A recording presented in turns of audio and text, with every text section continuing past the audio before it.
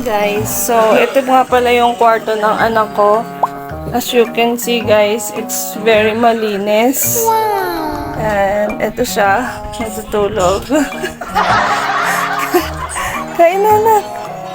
Yan, ang hirap-hirap niyang tawagin sa pagkain. Halika na. Ano? Hindi. Tapos bukas masakit na naman ang ulo.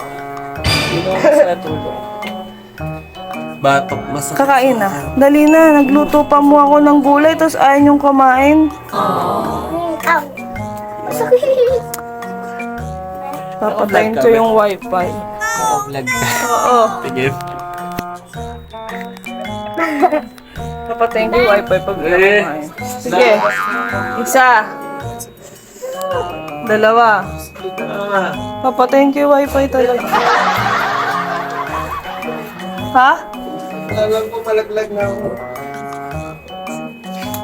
Yan siya guys. Halika na.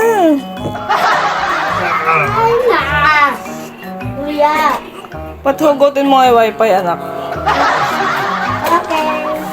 Sige. Halika na. Itabtaw ka na ni daddy.